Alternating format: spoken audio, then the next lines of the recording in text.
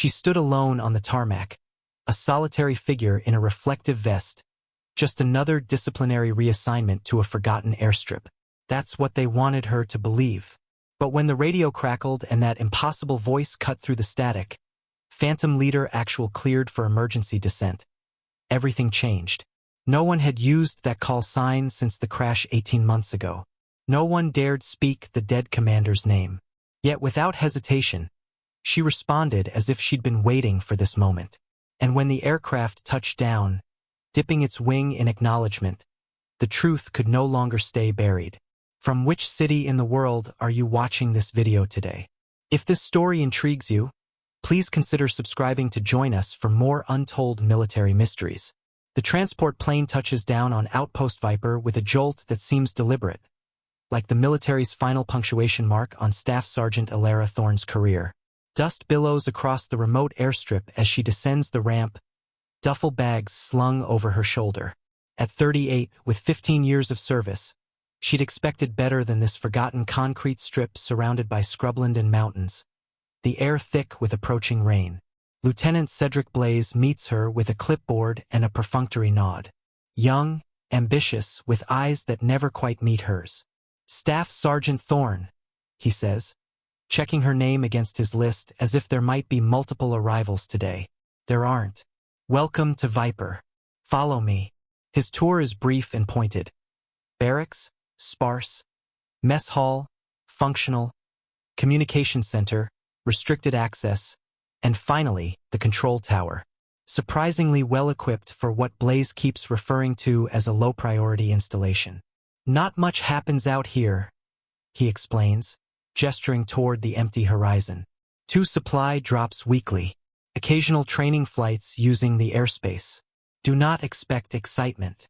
Alara nods, eyes scanning the equipment, advanced radar systems for a forgotten outpost. Blaze's expression tightens. "Standard issue." "Those aren't standard issue," she says, nodding toward satellite tracking arrays visible through the window. "Those are Stellar 9 systems, only deployed for high-security monitoring. Your duties," Blaze interrupts, "are simple. Tower duty 0600 to 1800.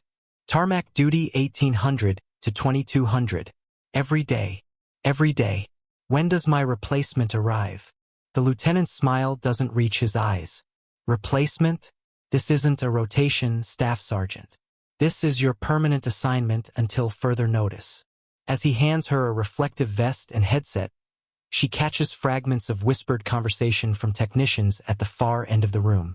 That's her, the one who questioned Colonel Rayner during Sparrow. Heard she nearly compromised the whole operation. Lucky she's only exiled, not court-martialed. The memory flashes unbidden. A situation room, her voice rising as superior officers glare. "These coordinates are wrong. There's a village there, not a weapons cache. I cannot authorize this strike." "Any questions?" Blaze asks, clearly expecting none. Alara takes the vest. "No, sir." That night, in her assigned barracks, a private room that feels more like isolation than privilege, Alara unpacks methodically. The room is bare except for a bed, desk, and locker. Outside, wind whistles through poorly sealed windows. From a carefully wrapped bundle in her duffel, she extracts a small wooden box. Inside, a distinguished service cross medal which she places face down. A photograph turned over so the image is hidden, and a worn leather flight log with a name partially obscured by wear. Her fingers trace the embossed letters, lingering on what remains visible. Serafina, Commander. She places these items in her desk drawer without expression, but her hand trembles slightly before she closes it. Through the thin walls, she hears radio chatter from the command center, mentions of unscheduled training exercises and atmospheric anomalies. Outside her window, technicians work under floodlights, installing additional equipment on the perimeter fence, equipment that seems excessive for a remote airstrip supposedly handling only routine supply drops. 3 days pass in isolation. The mess hall falls silent when she enters.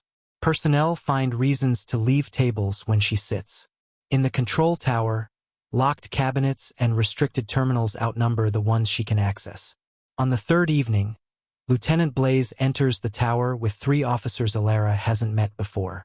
They wear no identifying insignia, their conversation ceasing abruptly when they notice her. Routine inspection, Blaze explains, though nothing about their presence feels routine. One officer, older with a jagged scar beneath his right ear, stares at Alara with uncomfortable recognition before being ushered into a restricted area. "Do I know him?" Alara asks when Blaze returns. "Unlikely," he answers too quickly. "Finish your shift, then report for tarmac duty as scheduled."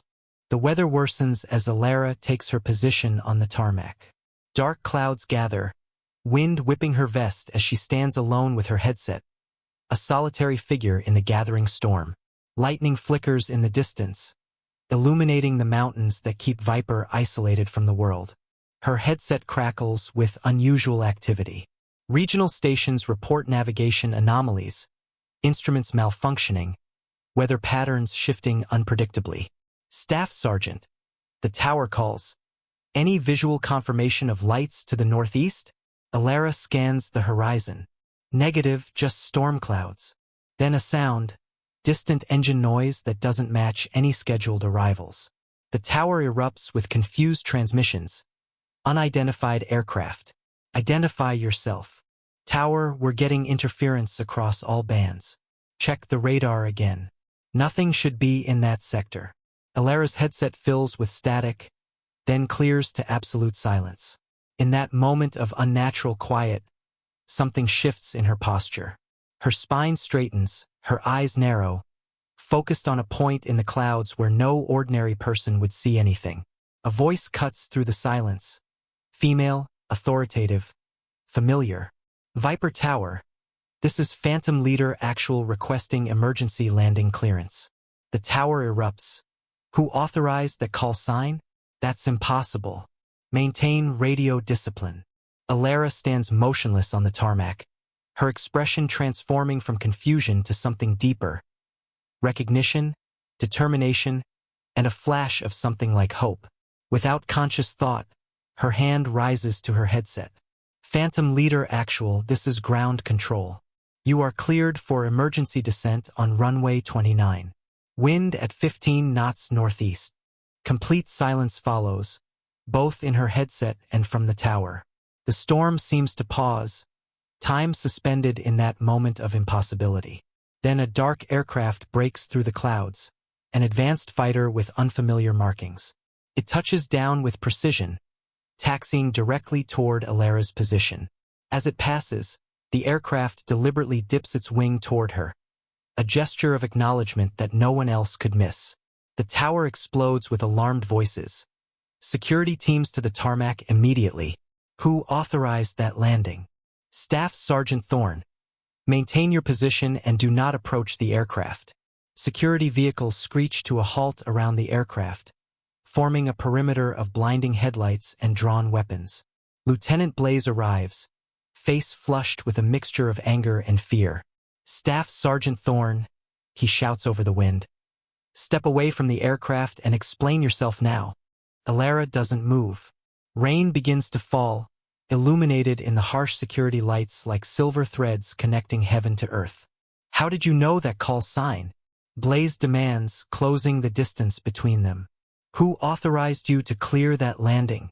Before she can answer, the pilot approaches, helmet still on, walking with purpose despite the weapons trained on their position. When the figure removes the helmet, gasps ripple through the security team. Commander Serafina Wren, declared killed in action 18 months ago after a classified mission. Her memorial service had been attended by generals and a congressional delegation. Yet here she stands, scarred but very much alive.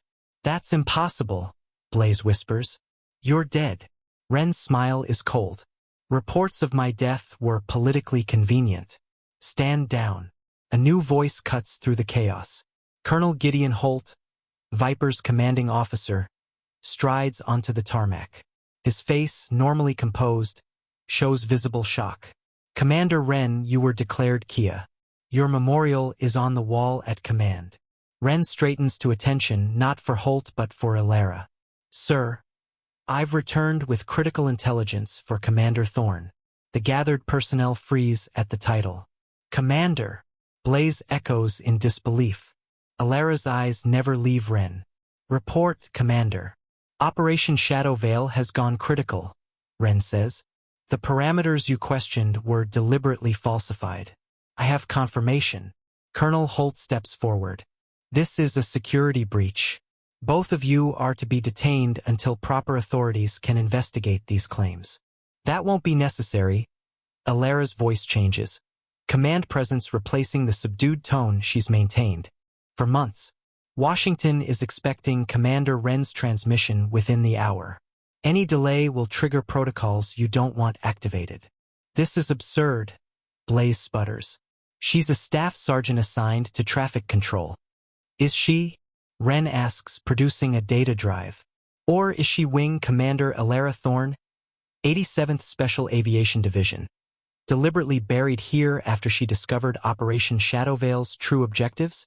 Images flash through Alara's mind, herself in a different uniform, not staff sergeant insignia but commander stripes. Alara and Ren planning a mission together, surrounded by high-ranking officials. The argument from earlier memories now in context. Those coordinates target civilians. I won't sign off on falsified mission parameters. A general leaning close. Then perhaps it's time for you to take a less prominent position, Commander.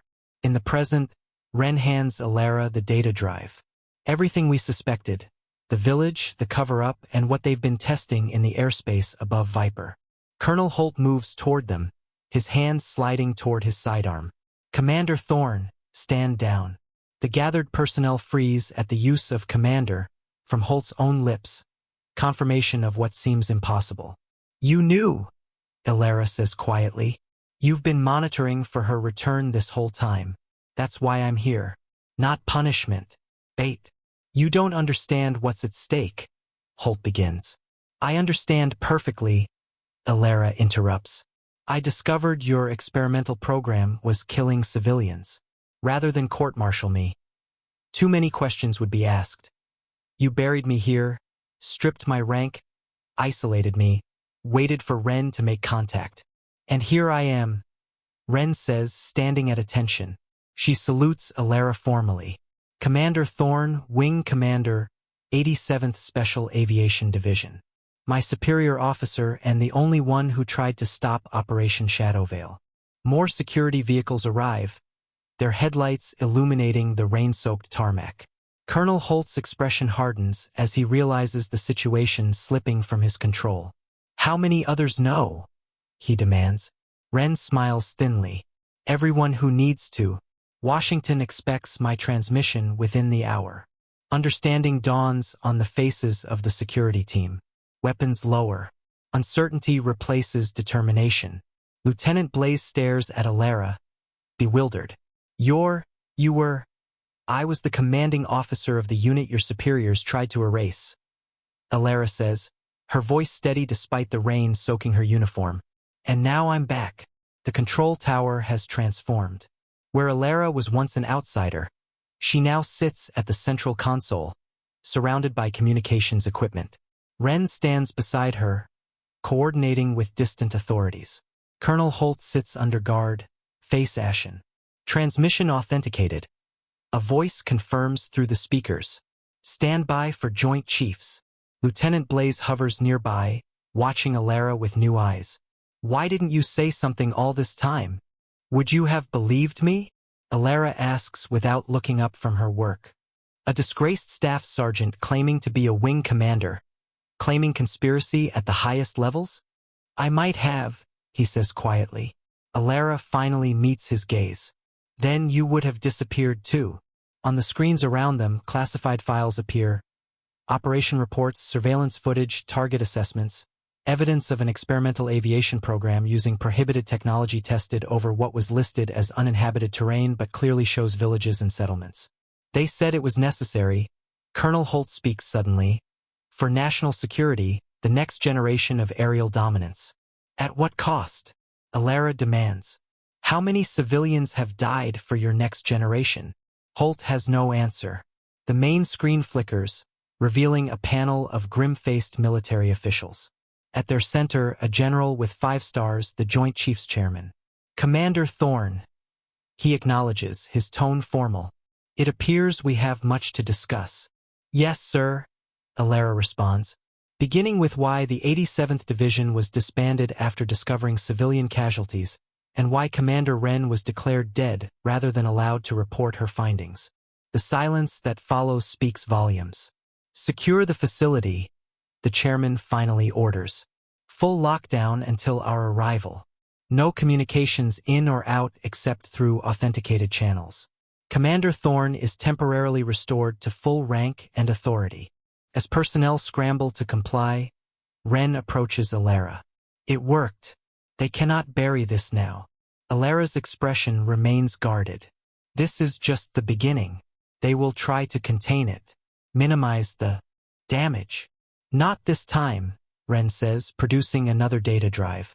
Because I didn't just bring evidence of what happened 18 months ago. I brought proof of what they're planning next.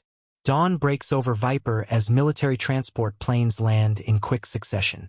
MPs establish a perimeter while technical teams secure servers and communications.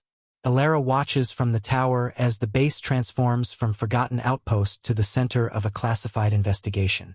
They're moving fast, Wren observes, joining her at the window. Fear does that, Alara replies. They need to control the narrative before this leaks. Too late. Wren hands her a tablet showing news headlines. Mysterious aircraft incidents under investigation. Pentagon announces review of special aviation programs. Congressional Oversight Committee calls emergency session. Someone else was watching. Alara realizes. Someone else knew you were coming back. I had contingencies, Wren admits. If I didn't make contact within a specified time frame, selected information would be released to trusted channels. A convoy of black SUVs approaches the main building. The Joint Chiefs Chairman himself, General Mortimer Kane, emerges from the lead vehicle. His expression is thunderous as he strides toward the tower, flanked by aides and security. This will not be pleasant, Alara says, straightening her uniform. Still a staff sergeant's insignia despite the chairman's acknowledgement of her true rank. It was never going to be, Wren responds. The briefing room falls silent as Alara and Wren lay out their evidence point by point. General Kane and his entourage sit stone-faced as years of deception unravel before them. Operation Shadow Veil was authorized as a limited testing program. Alara explains, bringing up satellite imagery on the main screen. New propulsion systems, stealth capabilities beyond current generation. I was assigned to oversee flight safety protocols. What we weren't told, Wren continues, was that the systems being tested produced radiation signatures affecting civilian populations in the test zones. When Commander Thorne discovered this, she filed reports through proper channels. Reports that were buried, Alara adds. When I persisted, I was given a choice. Accept reassignment or face court-martial for insubordination. And you, General Kane turns to Wren, were reported killed when your aircraft went down during a test flight. My aircraft was sabotaged, Wren states flatly. When I survived, certain elements decided it was convenient to declare me dead. I decided to let them believe that while I gathered evidence. An aide leans toward General Kane, whispering urgently. The general's expression darkens further. CNN is reporting preliminary details, he says grimly. Someone is feeding them information about Shadow Veil. As I said, Wren responds, contingencies. General Kane stands, pacing the room. Do you understand what you've done? This technology is vital to national security. Yes, there were risks. Yes, there were mistakes. But the program is necessary. Necessary? Alara challenges, bringing up images of a rural village, medical records, death certificates. These people might disagree, sir, if they were still alive to do so. The silence that follows is deafening. What do you want? General Kane finally asks. Justice, Alara answers simply. For the victims, for the 87th Division that was disbanded for doing its duty, and safeguards to ensure this never happens again. Impossible. The damage to military credibility would be catastrophic. The damage is already done, Wren counters. The choice now is whether the military accepts responsibility and reforms, or whether we let the full, unredacted evidence go public. General Kane's eyes narrow. That would be treason. So was falsifying casualty reports and targeting civilians. Alara responds calmly. So was declaring a living officer dead to silence her. So was stripping a commander of her rank for upholding her oath. Hours pass as negotiations continue. Outside, more vehicles arrive. More personnel secure the base. Viper transforms from abandoned outpost to the epicenter of a classified crisis. By nightfall, the framework of an agreement emerges. General Kane, now understanding the extent of the evidence against them, proves surprisingly practical. Full reinstatement of the 87th Division under your command. He concedes to Alara. Congressional oversight of all experimental aviation programs. Compensation for affected communities and the officers who orchestrated this. Wren presses. Internal investigation followed by appropriate actions. His tone suggests the actions will indeed be appropriate. Not enough, Alara states flatly. Public acknowledgement of wrongdoing. Nos capegoats, no convenientes suicides, no acidentes. You ask the impossible, Kane protests. The public cannot know the full extent of what happened here. They already do, Wren says, activating a screen showing live news coverage. Or they will within the hour unless we have your agreement. The staring match that follows tests the resolve of everyone in the room. Finally, General Kane nods. Draw up the paperwork, he tells an aide. Commander Thorne will have her division back by morning. As the meeting disperses, Alara finds herself alone with Wren in the now empty briefing room. You think they'll honor it? Alara asks. They have no choice, Wren replies. Too many eyes watching now. Too much evidence secured. But they'll try to manage it. Minimize exposure. And the next shadow veil? Alara questions. The next experiment that crosses the line? That, Wren says with the ghost of a smile, is why we need the 87th back in the air. The following days blur into a whirlwind of activity. Alara finds herself moved from her Spartan barracks to officers' quarters. Her staff sergeant insignia replaced with commander bars in a hurried ceremony that feels more like damage control than recognition. Lieutenant Blaze approaches her after the ceremony, his expression a mixture of awe and uncertainty. Commander, he begins awkwardly, I want to apologize for my part in your treatment here. Were you briefed on who I really was? Alara asks directly. No, ma'am. We were told you were a discipline case, transferred after insubordination. Then you have nothing to apologize for. Alara assures him. You were following orders with the information you had. What happens to Viper now? He asks. It becomes the new headquarters for the 87th, she explains. All this advanced equipment was never meant for tracking supply drops. It was monitoring for exactly what happened, Commander Wren's return. They knew she was alive? They suspected, Alara corrects. Enough to post me here as bait just in case. A week after the confrontation, Washington sends a delegation to formalize the agreements reached. Alara stands in her dress uniform as cameras document a sanitized version of events. Politicians praise military transparency, and General Kane speaks of correcting administrative oversights regarding her command. What the cameras do not capture are the late-night sessions where Alara and Wren brief selected congressional representatives on the full truth, the evidence secured in multiple locations, the safeguards put in place should anything happen to either of them. This is not over, Wren tells Alara as they watch the delegation depart. They've conceded this battle, but the war continues. Which is why we need to choose our next pilots carefully, Alara responds. People who will question orders when necessary. People who understand that following the chain of command never supersedes basic humanity. I may know a few, Wren offers with a rare smile. The congressional hearing room falls silent as Alara finishes her testimony. Dressed in her full commander uniform, ribbons and medals restored, she stands before the panel with quiet dignity. And you believe these operations continued even after your initial report? The committee chair asks. Not only continued, Senator, Alara responds. They accelerated. The data Commander Ren recovered shows 17 additional test flights over populated areas after I was reassigned. The casualty estimates are in your briefing packet. Camera flashes illuminate the grim faces of military officials seated behind her.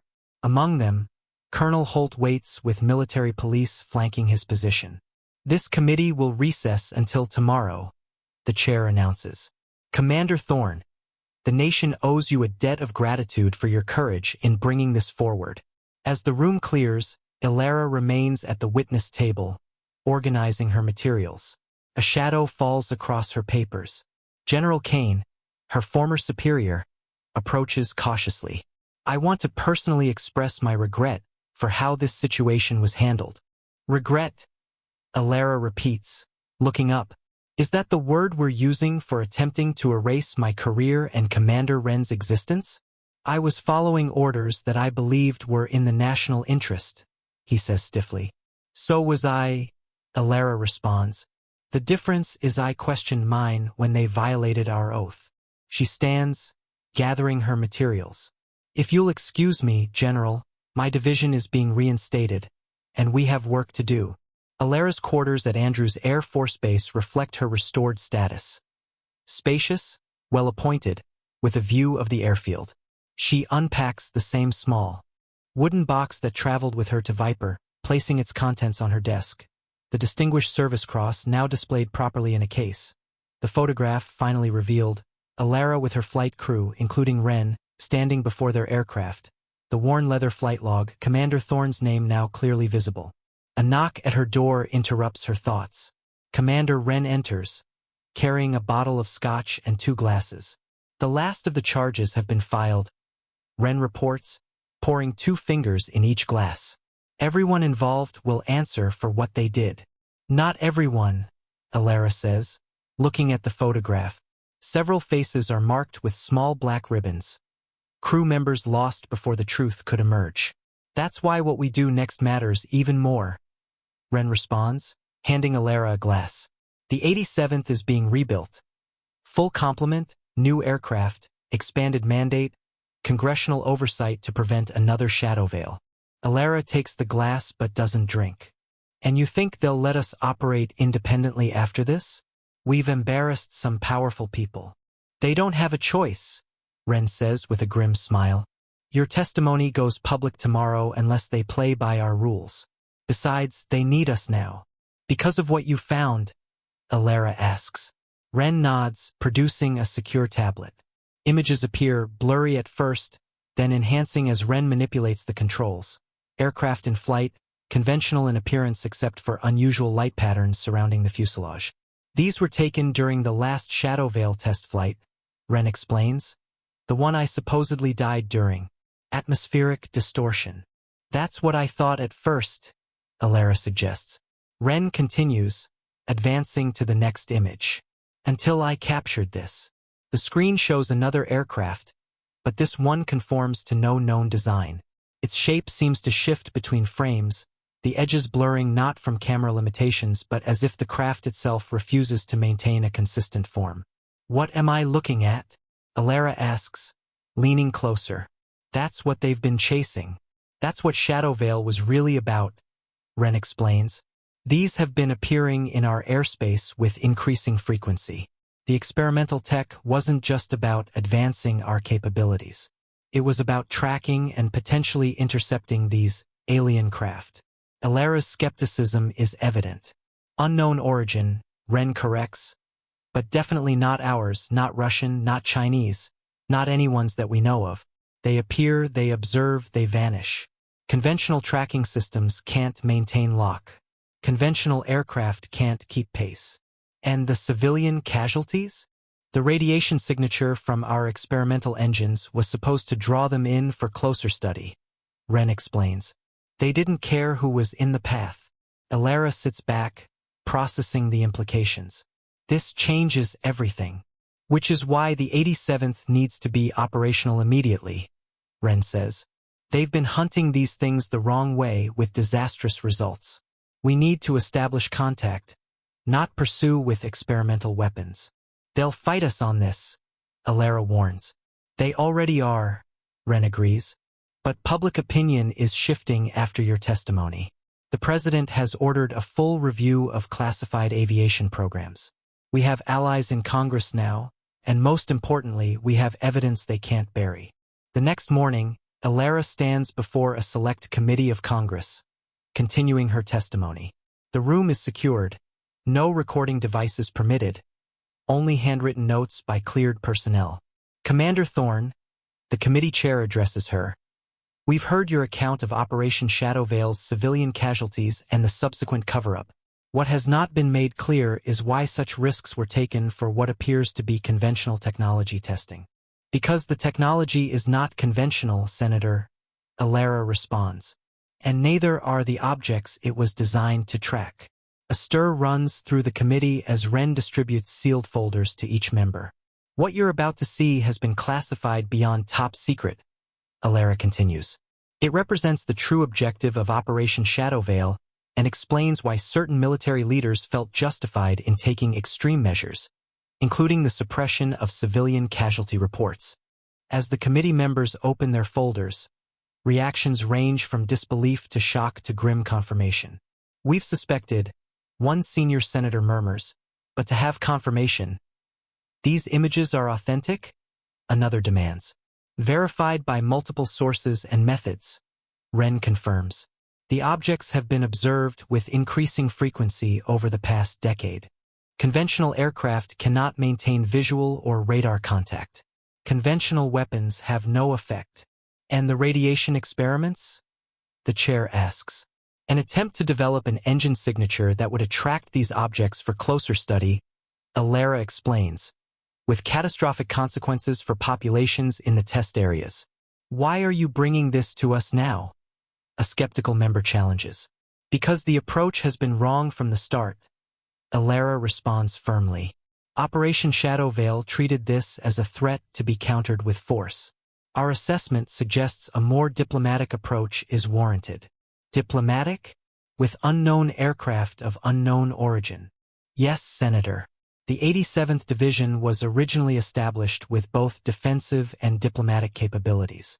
We were sidelined when we advocated for caution rather than confrontation. The committee falls silent, weighing the implications. Finally, the chair speaks. What are you proposing, Commander? The full reinstatement of the 87th under its original mandate, Alara answers. With enhanced congressional oversight and complete operational transparency. No more civilian casualties, no more cover-ups. And if these objects prove hostile? Then we will have developed proper protocols based on actual understanding rather than fear, Alara responds. But our analysis suggests observation, not aggression, is their primary objective. By the end of the hearing, the framework for a new approach is established. The 87th Division will be formally reinstated with Alara as wing commander and Wren as her second-in-command. Their mandate: establish protocols for potential contact while maintaining defensive capabilities. 2 weeks later, Andrews Air Force Base hosts a subdued ceremony as the 87th Division is officially reactivated. Alara stands before a small formation of pilots and support personnel. Many familiar faces from before the disbandment, others new recruits selected personally by her and Wren. What we undertake today has no precedent, she tells them. We will be navigating uncharted territories, both literally and diplomatically. Some of you know parts of our mission already. Others will be briefed fully after this ceremony. What you all need to understand now is that everything you thought you knew about our airspace and who controls it is about to change. After the ceremony, General Kane approaches Alara with unmistakable caution. Commander, a word. They step aside, away from the celebration. The Joint Chiefs are concerned about your approach, he says without preamble. This talk of diplomatic contact rather than defensive preparations. Their approach has already cost lives, Alara responds. Innocent lives and achieved nothing of value. These objects, whatever they are, represent an unknown capability in our airspace. That constitutes a threat by definition. A presence is not automatically a threat, Alara counters, and treating it as such has already proved disastrous. The 87th will proceed as authorized by Congress with full transparency and oversight. Be careful, Commander, Kane warns. You've won this battle, but many in the Pentagon see you as a traitor rather than a whistleblower. Then they should be very concerned about what else Commander Wren and I might reveal if anything happens to impede our mission. Alara replies evenly. Good day, General.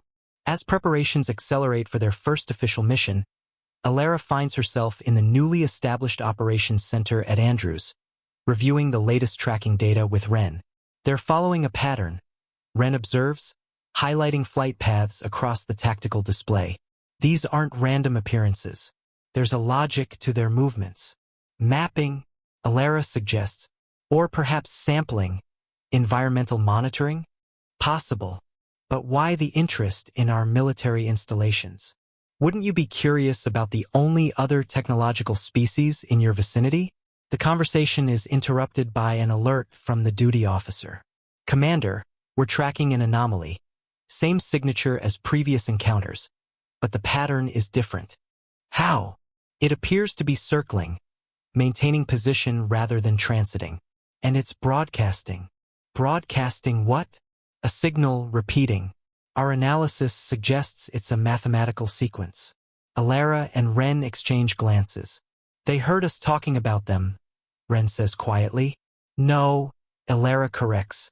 They heard me testifying. They heard us change approach. Sunrise breaks over Andrews Air Force Base as Alara walks across the tarmac, now wearing a flight suit instead of a reflective vest. Before her waits a new advanced aircraft, sleek, purpose-built with the squadron insignia showing a phoenix rising. Commander Wren and a team of pilots stand at attention nearby. Some faces familiar from the photograph, others new recruits selected personally by Alara. At ease, she calls as she approaches. Mission briefing in 5. What we're attempting has never been done before. The brass still nervous about this, Commander? One pilot asks. Terrified. Alara confirms with the hint of a smile. As they should be. What we uncover won't be easy to face. There are still people who want this buried. But the truth doesn't stay grounded forever. As she climbs into the cockpit, her gaze sweeps across her crew. Men and women who chose to follow her despite knowing the risks. People who believe that truth matters more than comfort, more than careers, more than following orders without question. They thought assigning me to guard an empty tarmac would silence me, she says over the comm as engines whine to life. They never understood. Those of us who fly don't fear the ground. We just get back up.